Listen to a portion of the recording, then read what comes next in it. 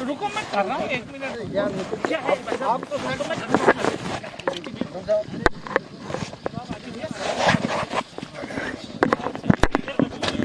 आराम से आराम है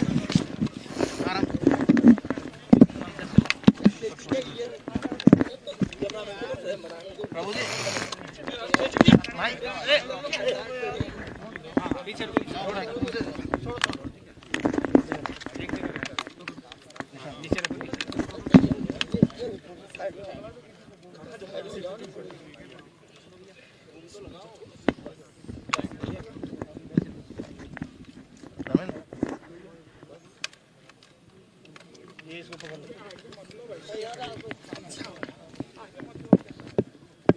बताओ। ये बलिदान दिवस गांधी जी का आज है 23 जनवरी। ये हमें याद दिलाता है कि उस महापुरुष ने देश की आज़ादी के लिए जिस रूप में डू और डाई का नारा दिया,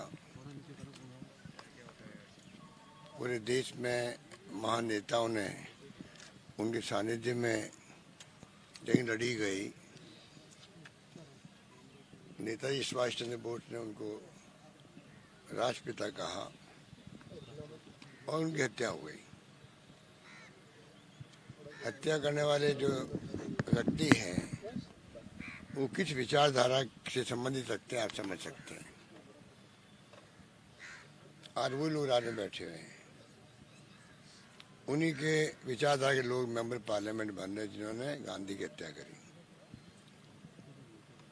और उसी रूप में गांधी को आज हम श्रद्धा सुमन चढ़ाते हैं कि उस महापुरुष ने सब कुछ किया, आखिर में उनकी जान ले ली गई। पूरा देश नहीं बल्कि पूरी दुनिया शोक में डूब गई थी, क्योंकि उनका व्यक्तित्व विराट था। आइंस्टाइन जैसे वैज्ञानिक ने कहा कि आने वाली पीढ़ियों को विश्वास भी नहीं होगा कि महात्मा गांधी जैसा कोई व्यक्ति हार्ड मांस का बना हुआ इस धरती पे कभी चला भी है क्या। और एक सेंटेंस समझ आइए आप कि दुनिया के मुल्कों में गांधी के बारे में क्या धारणा थी। और आज हिंसा की बात होती है, तनाव की बात होती है और विश्वास की बात होती है। और गांधी का संदेश है प्यार का, मोहब्बत का, भाईचारे का, सद्भावना का, शांति का, अहिंसा का। आज ही मैं कहना चाहूँगा नौजवान पीढ़ी को, क्योंकि 98% लोग आज इस देश में हैं वो आज़ादी के बाद में पैदा हुए लगभग। आप सोच सकते हो कि किस रूप में गांधी को नई पीढ़ी तक पहुंचाने की आवश्यकता है। ये जो ट्रोल मीडिया चल पड़ा है बीजेपी का, आरएसएस का, आप कोई बात लिखो सोशल मीडिया पे तो उनकी ट्रोल आर्मी जिनको लाखों करोड़ रुपए दिए जाते हैं, ट्रोल आर्मी बनाई गई पूरे देश के अंदर। वो सोशल मीडिया के ट्रोल आर्मी के लोग आक्रमण करने के लिए टूट पड़ते हैं। जो ये लोकतंत्र में है, लोकतंत्र में तो असहमति को भी, आलोचना को भी स्वागत किया जाता है। आज ऐसी स्थिति बन गई देश के अंदर, आप आलोचना कर दो, असहमति व्यक्त कर दो तो आप देशद्रोही हो। तो ये आप सोच सकते हो कि ये मुल्क किस दिशा में जा रहा है।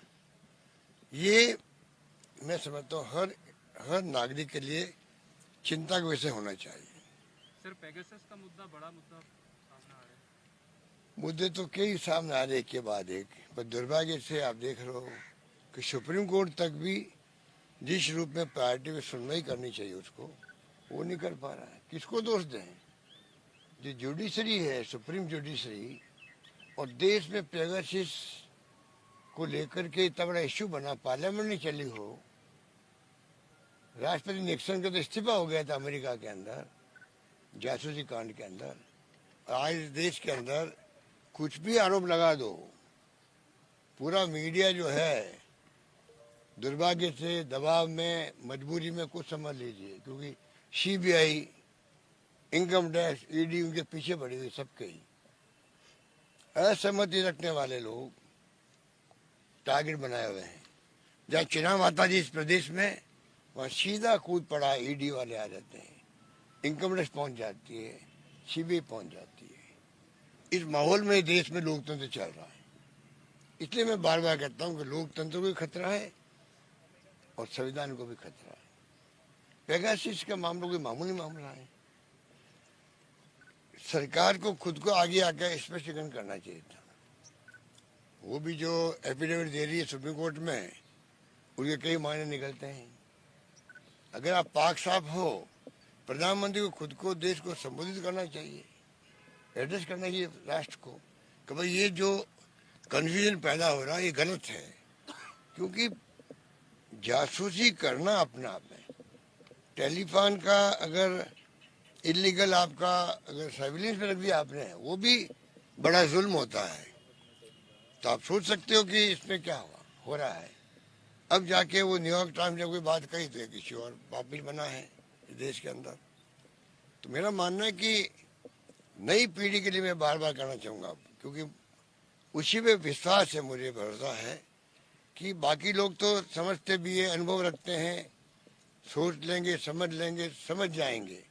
नई पीढ़ी को बड़े रूप में, ऑर्गेनाइज वे में, जो मैंने कहा कि ट्रोल आर्मी बना रखी है, उसके माध्यम से गुमराह कर रहे हैं। और मीडिया पूरा दबाव के अंदर है। इसलिए गोदी मीडिया अगर कहा गया है तो वो ठीक कहा गया है। वो बड़ा मुद्दा होना ही चाहिए, क्योंकि अगर पेपर लीक होता है, क्योंकि जिस तरह गैंग बन चुकी है हर राज्य के अंदर, बिहार में अलग गैंग, यूपी में अलग गैंग, मध्य प्रदेश में व्यापम था, आप देख रहे हो पूरे देश को हिला के रख दिया। कई राज्यों में गैंग बन चुकी है। और वो अलग बात है गैंगें क्यों बन रही है। वही देश में हालात जो है बेरोजगारी का है, नौकरी के लिए तरस रहे लोग, और इसमें फिर करप्शन हो रहा है बहुत भयंकर। पर राजस्थान की सरकार ने जिस प्रकार से भनक लगते ही जो एक्शन लिया, एसओजी को जिम्मेवारी सौंपी, उस एसओजी ने, मैं समझता हूँ कि बहुत कम समय के अंदर वो कर दिखाया जिसके किसी को उम्मीद नहीं थी। तो ये तो एक एसओजी के काम को अप्रिशिएट करना चाहिए। कल गुलाब चंद कटारिया जी जो विपक्षी नेता है, उन्होंने भी एसओजी की जांच को वेलकम किया है। तो मैं समझता हूँ कि थोड़ा इंतजार करें, क्योंकि हमने भी एक्शन किए हैं, चाहे वो क्रिमिनल नेग्लिजेंसी थी, आपराधिक लापरवाही भी बड़ा जुल्म होता है। हमने केओं को बर्खास्त किया, सस्पेंड किया, धीरे धीरे जांच आगे बढ़ेगी, और जैसे ही जो कंफर्म होगा कि ये बिल्कुल ही इनके कारण ही सब कुछ हुआ है, कुछ लोगों के नाम आए भी हैं, पूछताछ भी हुई है, उनको बर्खास्त की कार्रवाई की जाएगी। तो सरकार की तरफ से हाईकोर्ट जज को लेके कमेटी बनाई गई है, भविष्य में ऐसी नौबत नहीं आए, ये हमारी सोच होनी चाहिए। वो हमने कर दिया। और अगली विधानसभा में बिल लेके आ रहे हैं, जिससे कि उस पर ऐसे प्रावधान करें कि किसी की हिम्मत नहीं हो इस प्रकार की हरकतें करने की। तो सरकार इसको बहुत सीरियस ले रही है, क्योंकि जहाँ 25 लाख बच्चों का भविष्य दांव पे लगा हो, तो आप सोच सकते हो कि 25 लाख बच्चों में से 15-16 लाख बच्चे जो थे, लेवल 1 भी लेवल 2 भी एग्जाम दिए, उनमें क्या बीतती होगी उनके ऊपर। और अगर कुछ लोग ऐसे भी हैं राजनीति में जिनको कुछ समझ ही नहीं है राजनीति की, बड़े बड़े नेता बन गए बीजेपी के अंदर, वो ऐसे ऐसे स्टेटमेंट देते, मुझे तो हंसी आती है। कोई केंद्रीय मंत्री बना बैठा है, कोई राज्य में यहाँ पर बड़े पदों में बैठे हुए हैं, इनको पूछो यार थोड़ा बहुत तो कम से कम चिंतन करो, मनन करो, जानकारी पहले प्राप्त करो, फिर बोलना शुरू करो। बोले जा रहे हैं, कोई मतलब नहीं निकलता उनका। लोग कंफ्यूज होते हैं उल्टा, डिमोरलाइज होते हैं हमारे बच्चे। जो आज बेरोजगारी की समस्या, सबसे बड़ी समस्या कोई है महंगाई की तरह, तो वो है बेरोजगारी समस्या, मेरा मानना है। उन बेरोजगारों को ये ऐसा हालात बनाना चाहते हैं जिससे कि आगे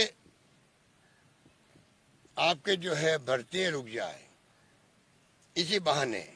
और भर्ती बहुत लंबे समय तक हो ही नहीं, पहले भी देख रहे हो आप लोग, 2 साल 3 साल 4 साल भर्ती देरी से हो रही है राजस्थान के अंदर। आरपीएससी के भी हमने आके उनको ठीक करने का प्रयास किया। और अंत में मैं कहना चाहूंगा, बीजेपी के राज में कई बार पेपर आउट भी हुए, कांग्रेस आंदोलन भी किए, उन्होंने क्या कर लिया? हमने तो गंभीरता से लिया है, जांच शुरू करी और पकड़े भी गए लोग। तो आप सोच सकते हो कि कांग्रेस की सरकार पूरी तरह गंभीरता से इस केस को ले रही है। मैं अपील करना चाहूंगा, चाहे वो पक्ष हो चाहे विपक्ष हो चाहे कोई व्यक्ति हो, आलोचना करना उनका अधिकार है, परंतु ये लाखों बेरोजगारों के भविष्य का सवाल है। इसमें हम ऐसे कोई रास्ता सुझाव दें कि सरकार को ये काम और करना चाहिए जिससे कि भविष्य में ये नौबत नहीं आए, तो मुझे समझ में आता, मैं वेलकम करूंगा उनके सुझावों को। उसकी बजाय खाली आप आलोचना करते जाओ, ऐसा माहौल बना दो, कोई सीबीआई की बात कर रहा है, कोई पुनः परीक्षा कराने की बात कर रहा है, ये तो बड़ा आसान काम है, 2 मिनट लगता है उसके अंदर फैसले करने में। उसका रिप्लिकेशन क्या होगा, ये एग्जाम कब आगे खिसक जाएंगे, कब वापस शुरू होंगे, और बाकी बढ़ते हैं वो भी रुक जाएगी। तो एक तरफ हमने 1 लाख से अधिक लोगों को नौकरी दे दी है, 90,000 के आसपास नौकरी चल रही है, क्या उन नौकरी रोक दें हम लोग? ये कोई सोच नहीं पा रहा और आलोचना किए जा रहे हैं। गहलोत साहब, बीपी जरौली की बर्खास्तगी बड़ा कदम माना जा रहा है, आगे और भी उस अधिकारी की बर्खास्तगी हो सकती है? देखिए, बात इसमें कोई व्यक्ति विशेष की बात नहीं है, आपराधिक लापरवाही भी बहुत बड़ा कारण होता है। हमने ये प्रयास किया है कि जिसकी हर गलती कीमत मांगती, मैंने बहुत पहले कहा था, 20 साल पहले मैं पहली बार मुख्यमंत्री बना, तो मैंने इस सेंटेंस को इंडिया टुडे ने कोट भी किया था। मैं फिर रिपीट करना चाहता हूँ, हर व्यक्ति की जिंदगी में हर गलती कीमत मांगती है, हर क्षेत्र में, और इसलिए जिसने गलती की उसको कीमत चुकानी पड़ेगी।